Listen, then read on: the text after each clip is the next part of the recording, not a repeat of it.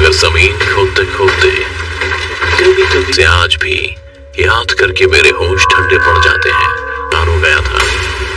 शुरुआती दिनों में मुझे सब कुछ ठीक लग रहा, सालों से बंद थी, पर मैं ये बात भी जानता था तो सालों से बंद थी, पर उसके आसपास लोगों की पूरी बस्ती। मैंने भी टीन की शीट की बनी टेबल पर अपना कंबल डाला और काफी टाइम से इस जगह पर आते हुए हम दोनों की अच्छी जमन। क्या लाल चाय का नाम सुनते ही मैंने चौंकते हुए चाय वाले ने अपनी जेब से शराब की बोतल निकाल कर पैक पीते पूरे तन बदन में आग से फूटने लगती है।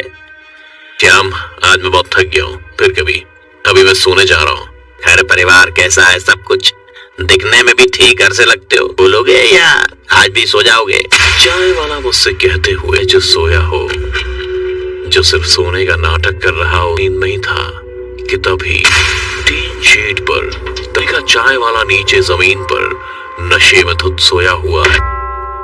गौतम, यही सही मौका है जिस मैं खुद से कहता हुआ बंद पड़ी कोयला की खदान की ओर। अब एक कफन तो अपने साथ लेकर जा। तो देखा चाय वाला नींद में उबासी ले रहा था। मुझे ठंड लगने लगी थी। मुझे ऐसा महसूस हो रहा था मानो जैसे मुझे कोई पीछे से सब मेरा साथ सच में हो रहा था। डर मत गौतम, बस आखिर इस खदान तक पहुंचने के लिए तूने इतनी मेहनत जो की है, तभी मैंने किसी के रोने की आवाज सुनी। मेरी पलक कर रो रहा था और चीख कर सबसे कैसे क्या हो गया है? कोई इसका इलाज कर सकता है क्या? भाई साहब, आप तो मेरी मदद कीजिए, देखिए ना पूरा शहर जल रहा है। भाई साहब, आप सुन रहे? मैं उस जैसे ही पीछे मुड़ा तो देखा एक औरत को किसी औरत को चलता देख और उसकी चीखें सुन तो महसूस हुए। मैंने जैसे ही नीचे देखा तो मैंने हुआ, पर वो भी जिंदा थी। पर मेरे पैर की तभी जमीन पर बिछे कोयले के बीच में से कुछ और शरीर को नीचे जमीन में खींच रहे थे। पर जब तक कहीं बचाओ मुझे, ये खदान मुझे मार।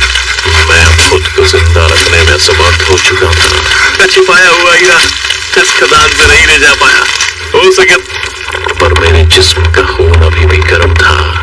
ये जद्दोजहद में लगा दिया और अचानक ही फिर से मुझे मैं खुद को आग लगा लूंगी, तुम लोग दरिंदे हो। सुनाई देती, हम ये शहर छोड़ यहाँ से हमेशा के लिए चले। अब कहाँ है पापा? देखो ना, कुछ लोग मेरी दीदी को मारते। मेरी आंखें अब भी बंद थी, पर मुझे ऐसा लग रहा था दरवाजे पर लोगों को जिंदा जलाया जा रहा था, जिनकी आंखें तो बंद थी। फिर मुझे बंद आंख से सब कैसे दिख, वजह से मुझे चक्कर आने लगे थे। मेरा सिर की आहट मेरा सहन भी महसूस कर रहा था। मुझे दबे कोयले से निकाल ले गया। चाय, अपनी नई जिंदगी की शुरुआत एक कप चाय से कीजिए। चाय वाला ही था जिसे तुरंत ही मैंने गले से लगा लिया। तुम्हें कैसे पता चला कि मैं तुम्हें उसी खदान में दबा मिलूंगा? वहाँ आपसे पहले मैं 2 और लोगों की जान और बचा चुकी। उन लोगों की आत्माएं जिनको 1984 बुखारों की कोयले की खदान में लावारिशों की तरह दफना दिया गया, जो आज उन्हें इंसाफ देने कोई नहीं आता। चाय वाले के कहते ही वो आग, वो लटकती लाशें, सब कुछ जिन आत्माओं ने मुझे अपने साथ हुई दरिंदगी की झलकियां, और ना ही अब मुझे उसका कोई लालच है। बस अब उन लाशों में कि शायद मेरी इस कोशिश से किसी लाश को उसकी, तो लाइक, कमेंट और शेयर जरूर करें। साथ ही रेगुलर अपडेट के लिए चैनल को सब। मगर जमीन खोदते खोदते कभी से आज भी याद करके मेरे होश ठंडे पड़ जाते हैं। हो गया था। शुरुआती दिनों में मुझे सब कुछ ठीक लग रहा, सालों से बंद थी, पर मैं ये बात भी जानता था तो सालों से बंद थी, पर उसके आसपास लोगों की पूरी बस्ती। मैंने भी टीन की शीट की बनी टेबल पर अपना कंबल डाला और काफी टाइम से इस जगह पर आते हुए हम दोनों की अच्छी जमन। क्या लाल चाय का नाम सुनते ही मैंने चौंकते हुए चाय वाले ने अपनी जेब से शराब की बोतल निकाल कर पैक पीते पूरे तन बदन में आग से फूटने लगती है। श्याम, आज मैं बहुत थक गया हूँ, फिर कभी अभी मैं सोने जा रहा हूँ। घर परिवार कैसा है? सब कुछ दिखने में भी ठीक घर से लगते हो, बोलोगे या आज भी सो जाओगे? चाय वाला मुझसे कहते हुए जो सोया हो, जो सिर्फ सोने का नाटक कर रहा हो, नींद नहीं था कि तभी टीन शेड पर देखा चाय वाला नीचे जमीन पर नशे में धुत सोया हुआ है। गौतम, यही सही मौका है जिस मैं खुद से कहता हुआ बंद पड़ी कोयला की खदान की ओर। अब एक कफन तो अपने साथ लेकर जा। तो देखा चाय वाला नींद में वासी ले रहा था। मुझे ठंड लगने लगी थी। मुझे ऐसा महसूस हो रहा था, मुझे ऐसा भी महसूस हो रहा था मानो जैसे मुझे कोई पीछे से जब मेरा साथ सच में हो रहा था। डर मत गौतम, बस आखिर इस खदान तक पहुंचने के लिए तूने इतनी मेहनत चुकी है।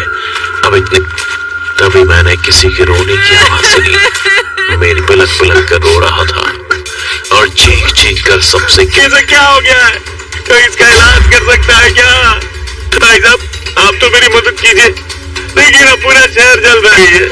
भाई साहब, आप सुन रहे हैं? मैं उस जैसे ही पीछे मुड़ा तो देखा एक औरत को किसी औरत को चढ़ता देख और उसकी चीखें सुन तो महसूस हुए। मैंने जैसे ही नीचे देखा तो मैंने हुआ, पर वो भी जिंदा थी। पर मेरे पैर की जमीन पर कुछ एक कोयले के बीच में से कुछ और शरीर को नीचे जमीन में खींच रहे थे। और जब तक कहीं बचाओ मुझे, ये खदान मुझे मार। मैं खुद को जिंदा रखने में समर्थ हो चुका था। छिपाया हुआ हीरा इस खदान से नहीं ले जा पाया। हो सके पर मेरे जिस्म का खून अभी भी गर्म था। ये जद्दोजहद में लगा दिया और अचानक ही फिर से मुझे मैं खुद को आग लगा लूंगी, तुम लोग दरिंदे हो। सुनाई देती, हम ये शहर छोड़ यहाँ से हमेशा हमेशा के लिए चले। आप कहाँ हैं पापा? देखो ना, कुछ लोग मेरी दीदी को मारते। मेरी आंखें अब भी बंद थी, पर मुझे ऐसा लग रहा था दरवाजे पर लोगों को जिंदा जलाया जा रहा था जिनकी आंखें तो बंद थी। फिर मुझे बंद आंख से सब कैसे दिख, वजह से मुझे चक्कर आने लगे थे। मेरा सिर की आहट मेरा सहन भी महसूस कर रहा था। मैं पकड़ मुझे तबे कोयले से निकाल ले गया। चाय, अपनी नई जिंदगी की शुरुआत एक कप चाय से कीजिए। चाय वाला ही था जिसे तुरंत ही मैंने गले से लगा लिया। तुम्हें कैसे पता चला कि मैं तुम्हें उसी खदान में दबा मिलूंगा? आपसे पहले मैं 2 और लोगों की जान और बचा चुकी। उन लोगों की आत्माएं जिनको 1984 बोकारो के कोयले की खदान में लावारिशों की तरह दफना दिया गया, जो आज उन्हें इंसाफ देने कोई नहीं आता। चाय वाले के कहते ही वो आग, वो लटकती लाशें, सब कुछ जिन आत्माओं ने मुझे अपने साथ हुई दरिंदगी की झलकियां, और ना ही अब मुझे उसका कोई लालच है। बस अब उन लाशों में कि शायद मेरी इस कोशिश से किसी लाश को उसकी। तो लाइक, कमेंट और शेयर जरूर करें। साथ ही रेगुलर अपडेट के लिए चैनल को सब्सक्राइब